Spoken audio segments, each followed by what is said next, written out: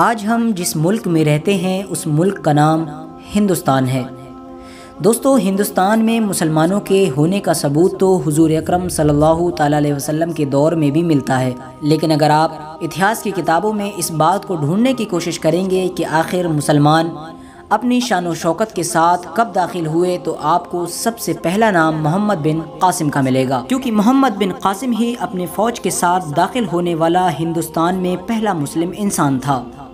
محمد بن قاسم نے صرف 17 سال کی عمر میں ہندوستان کی سرزمین پر اسلام کا پرچم لہرایا تھا، اور محمد بن قاسم ہی وہ انسان تھا جس نے ہندوستان کے لوگوں سے اسلام کا پریچے کرایا تھا، یعنی ہندوستان کے لوگوں کو بتایا تھا کہ اسلام بھی ایک دھرم ہے۔ اس سے پہلے ہندوستان کے لوگ اس دھرم سے زیادہ واقف نہیں ہوا کرتے تھے۔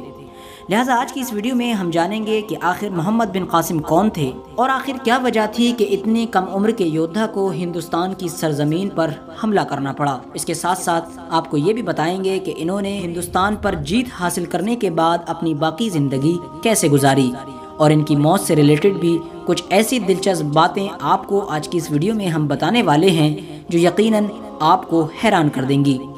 آج کی اس ویڈیو کو شروع کرنے سے پہلے بس چھوٹی سی گزارش ہے کہ اگر آپ ہمارے چینل پر نئے آئے ہیں تو چینل کو سبسکرائب کرتے ہوئے پاس ہی میں بیل آئیکن کو بھی دبا دیں، اور ہماری حوصلہ افزائی کے لیے ہماری ویڈیو کو ہمیشہ لائک کیا کیجیے، تاکہ اسی طرح کی ہسٹوریکل اور نالجبل ویڈیوز کا یہ سلسلہ ہم جاری رکھ سکیں۔ دوستو، یہ کہانی شروع ہوتی ہے آج سے تقریباً 1300 سال پہلے سے۔ حضرت محمد بن قاسم کی پیدائش 694 عیسوی میں طائف میں ہوئی تھی۔ آپ بنو امیہ کے ایک مشہور گورنر حجاج بن یوسف کے بھتیجے تھے۔ آپ ابھی صرف 5 سال کی عمر کے ہی ہو پائے تھے کہ آپ کے والد کا اچانک سے انتقال ہو گیا۔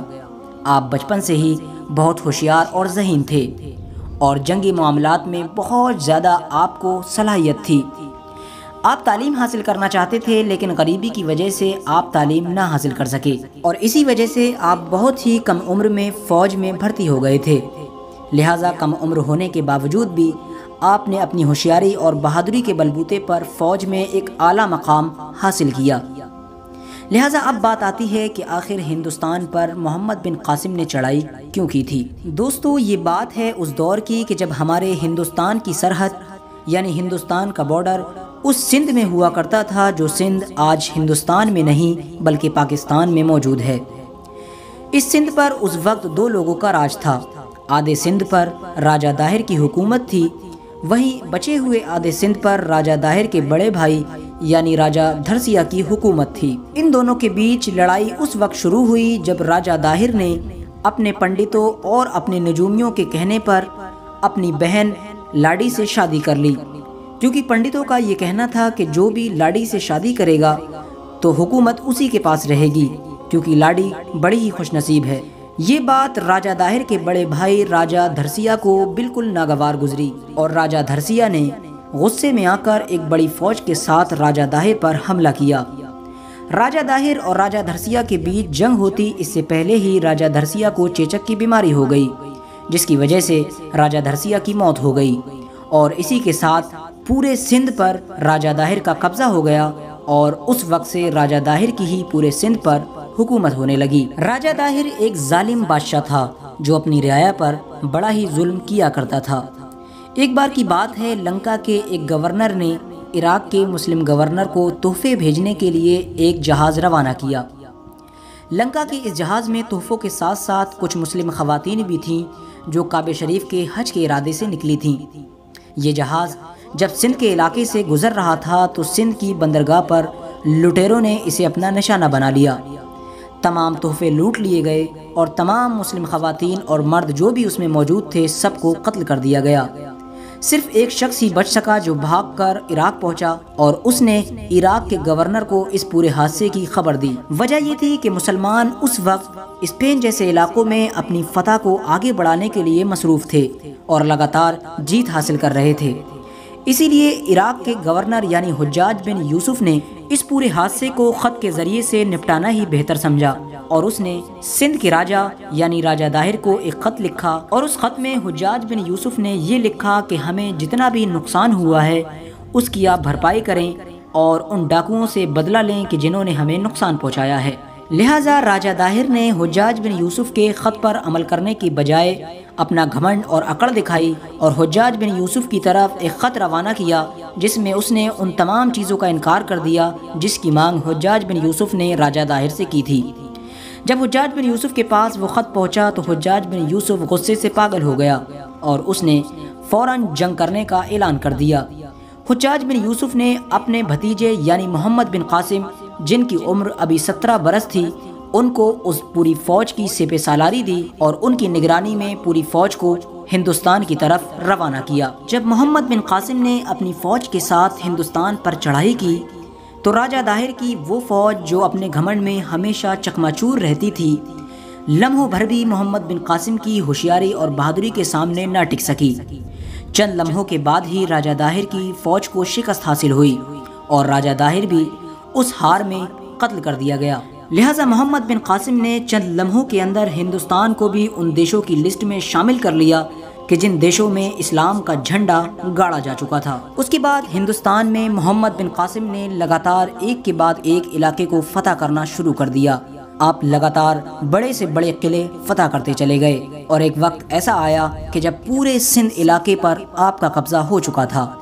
آپ تقریباً سندھ میں 4 سال رکے اور ان 4 سالوں میں آپ نے حکومت کا ایک ایسا نظام تیار کیا جو آج سے پہلے کے لوگوں نے کبھی نہیں دیکھا تھا۔ آپ لوگوں کے درمیان بہت زیادہ مشہور ہو گئے تھے۔ مسلم غیر مسلم ہر بندہ آپ کو بہت عزت دیا کرتا تھا کیونکہ محمد بن قاسم کے بارے میں یہ مشہور تھا کہ آپ کا اخلاق حد سے زیادہ اچھا تھا۔ آپ جس سے بھی ایک بار ملتے تھے وہ آپ کا دیوانہ ہو جاتا تھا۔ آپ امیر غریب ہر ایک سے برابری کے ساتھ ملا کرتے تھے۔ جس دن محمد بن قاسم نے سندھ پر پہلی بار فتح حاصل کی اس سے اگلے دن ہی محمد بن قاسم نے یہ اعلان کروا دیا تھا کہ جو شخص بھی اپنے مذہب پر قائم رہنا چاہتا ہے اس کو اپنے مذہب کے طور طریقے اپنانے کی پوری آزادی ہوگی، لہٰذا کسی طرح کی بھی کوئی پابندی نہیں کی جائے گی۔ اب بات آتی ہے محمد بن قاسم کی وفات کے بارے میں کہ آخر آپ کی وفات کیسے ہوئی۔ ناظرین گرامی، یقیناً آپ کو جان کر یہ حیرانی ہوگی لیکن یہ سچائی ہے کہ جس شخص نے اتنی کم عمر میں اتنا بڑا کارنامہ انجام دیا یعنی سندھ کو فتح کیا، وہ شخص صرف اور صرف 20 سال کی عمر میں ہی اپنی موت سے ہار گیا تھا۔ یعنی محمد بن قاسم کا انتقال صرف 20 سال کی عمر میں ہی ہو گیا تھا۔ ہاں، یہ سچائی ہے کہ آپ کسی بھی میدان جنگ میں شہید نہیں ہوئے تھے، بلکہ آپ کی موت کے بارے میں اتہاسکاروں نے الگ الگ باتیں لکھی ہیں، لیکن تمام اتہاسکار یعنی تمام مورخین ایک بات پر متفق ہیں کہ آپ کو قتل کرنے والا کوئی دشمن نہیں بلکہ خود مسلمانوں کا حکمران تھا۔ ناظرین گرامی، ویسے تو محمد بن قاسم کی موت سے ریلیٹڈ الگ الگ روایات ملتی ہیں، لیکن جو سب سے زیادہ مشہور ہے وہ یہی ہے کہ جب 714 عیسوی میں حجاج بن یوسف کا انتقال ہوا اور اس کی جگہ پر سلیمان بن عبد الملک گدی نشین ہوا، تو وجہ یہ تھی کہ سلیمان بن عبد الملک حجاج بن یوسف سے نفرت کرتا تھا، لہٰذا اس نے تخت پر بیٹھتے ہی ان تمام لوگوں کو قید کرنا اور قتل کرنا شروع کر دیا جو بھی حجاج کے قریب ہوا کرتے تھے۔ لہٰذا وجہ یہی تھی کہ محمد بن قاسم بھی حجاج بن یوسف کے قریبی تھے کیونکہ وہ رشتہ داری میں بھی آپ کے بھتیجے لگا کرتے تھے اور ساتھ ہی ساتھ وہ حجاج بن یوسف کے داماد بھی تھے۔